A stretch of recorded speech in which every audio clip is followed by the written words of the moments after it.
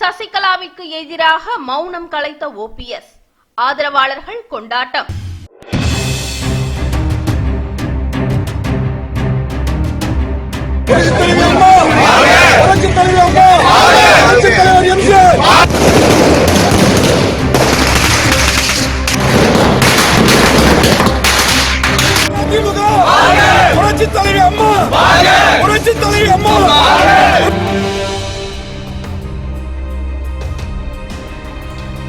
சென்னை மெரினா கடற்கரையில் உள்ள ஜெயலலிதா சமாதி முன் திடீரென 40 நிமிடம் தியானம் செய்த OP பன்னீர்செல்வம் பின் செய்தியாளர்களை சந்தித்தார்.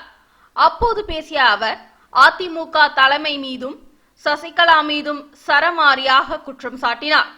தான் அவமானப்படுத்தப்பட்டதாகவும் மக்கள் விரும்பினால் தனது ராஜினாமாவை வாபஸ் பெறுவதாகவும் தெரிவித்தார்.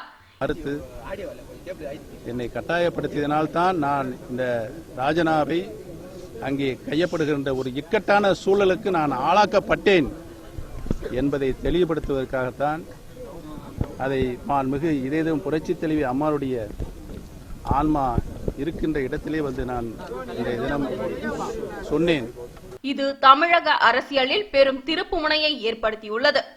நேற்று இரவு முதல் OPS ஆதரவாளர்கள் பட்டாசுகள் வெடித்தும் OPSக்கு ஆதரவாக கோஷங்களை இட்டும் தங்களது உற்சாகத்தை வெளிப்படுத்தி வருகின்றனர்.